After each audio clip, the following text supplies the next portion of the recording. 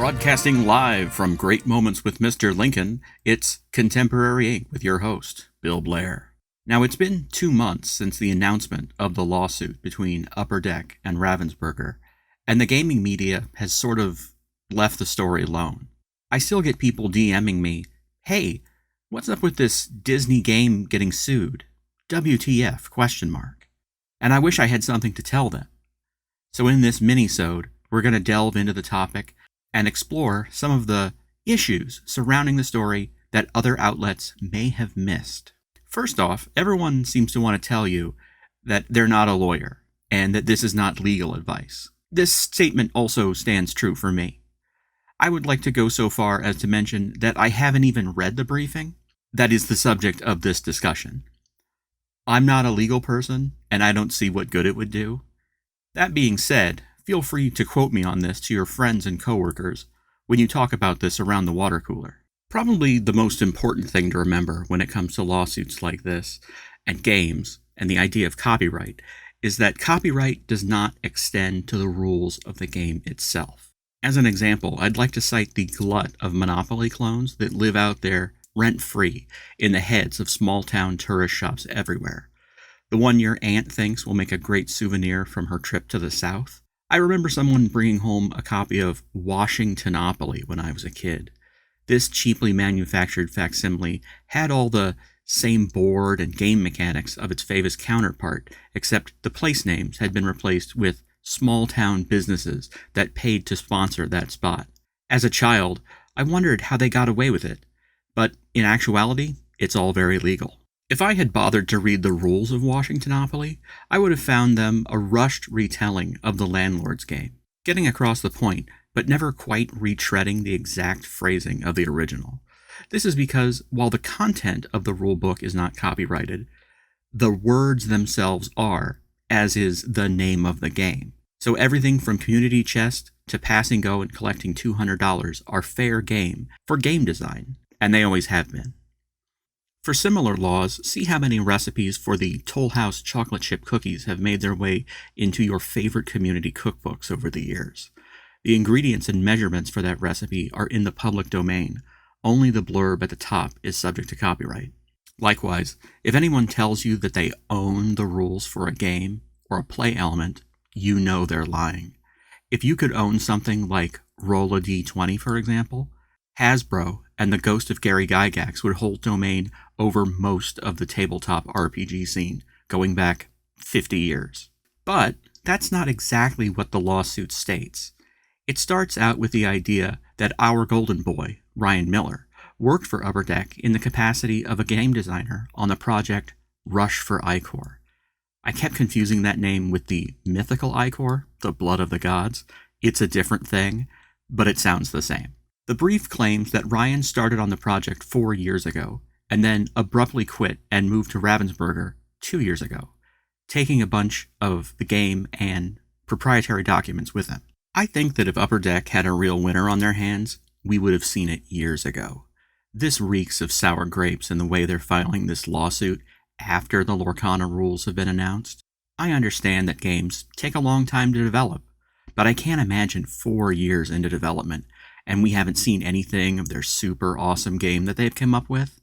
It's probably, at best, on par with some free-to-play, pay-to-win phone games that run ads on YouTube at 3 a.m. while I'm trying to watch woodworking videos. I'm guessing that Ryan bailed because the corporate culture at Upper Deck sucks, and he found more fertile ground at Ravensburger. The real story here is not intellectual property or a dispute over contracts.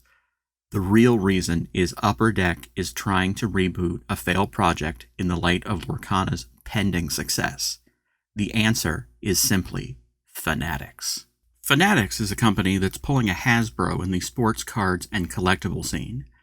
If you haven't heard, they bought trading card giant Topps in 2022 with an eye on every card manufacturer in the game. Then they struck a landmark deal to be the sole sports card manufacturer to use official team colors and logos, putting every other manufacturer in the awkward position of having to airbrush the logos off the pro sports players' uniforms or only show them in their street clothes. The face of sports cards will change forever as these deals spread to every league and franchise. Upper Deck is in the position to lose their ability to create their flagship product for the first time since their inception in 1991. As a last-ditch effort, they are reaching out with this Rush of Ichor lawsuit, hoping to gain some legitimacy for their second-string project that may never see the light of day. 4 years ago, Ichor was just a side hustle, but now it might be the only way to save a once-proud company from financial ruin. None of this is mentioned in the brief, of course. It's just a bunch of complaints about contract stuff. But in the eyes of the public, it's more than just a beef with Disney's new foray into the TCG space, and in some cases, it's an indictment of the entire Disney operation. I've seen posts claiming that this is par for the course for Disney, ripping off content creators and claiming their ideas as their own. Say what you will about Osamu Tezuka's Kimba the White Lion, I don't think that's what's going on here. The TCG space owes everything to the titan that is Magic the Gathering. Releasing in 1993, Magic is so influential that according to one Medium article I found, 55 failed TCGs floundered in its wake in the 90s and beyond. The methods of play and the language it uses came to define card games for a generation. The bizarre, convoluted way some games refer to themselves is largely due to the way Magic codified the very cards and their arrangement. To read the complaint set forth by Upper Deck is to be reminded how every card game's roots lead back to Mother Magic. Rush of Ichor starts at 20 points and gains till 20.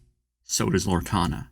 But the same can be said for countless others. 20's crime here seems to be its ubiquitous status in games as being more than 10 and less than 40. Probably the most laughable part of the complaint, however, is the idea that Ichor somehow owns the concept of summoning champions and then tapping them to earn points. It's a concept so laughably generic that a judge would have to be completely ignorant of the topic to believe this claim to be true. I'm clearly a Disney fan and hopelessly unable to give a fair reading of this issue.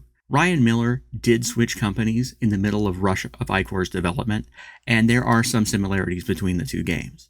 However, these similarities are like many others where the tree of the fruits all share a common branch. The reality here is that the contract dispute is much less interesting than you might imagine, and will fade away as Lorcana is released, and the hype cycle focuses its attention elsewhere. I suspect we might see Ichor as a mobile game, but as Upper Deck folds under the weight of Fnatic's tireless domination of the industry, it will recede into the distance like so many other TCGs before it. If you like that bit of fluff, I've been starting to post on the Lorcana Reddit. Let's talk about it in the comments. And now for a brief update on those D23 cards we've been following. Hook has lost a little bit, recently selling for $16.50.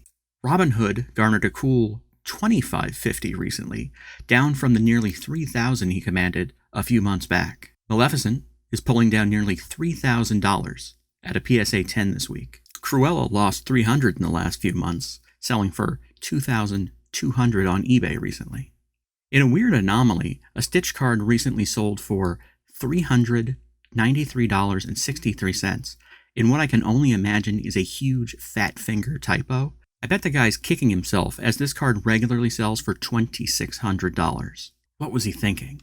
Crowd favorite Mickey is selling for $3,500 at a PSA 10. But weirdly enough, a PSA 7 and a raw card are selling for the same price on eBay. So if you want to save yourself $20 and some shipping fees, you can buy into the world of collecting for only $750. Everyone's favorite Snow Queen has retained the top spot this week, and even managed to make some gains in a field of losses. Elsa, Snow Queen, which regularly sells for $5,000 on eBay, one of a 6-pack that sold for less than $50 is now worth more than my car. But does your Elsa have a sick bumper sticker collection? I don't think so. And that's it. I hope you've enjoyed our longest minisode yet. Tune in next week for a rambling tale of joy and driving all over town. I'm going to pick up my pre-order boxes and open a few packs for your amusement. Till then, this is Bill Blair. Ashes to ashes, funk to funky. We know Mr. Toad's a junkie.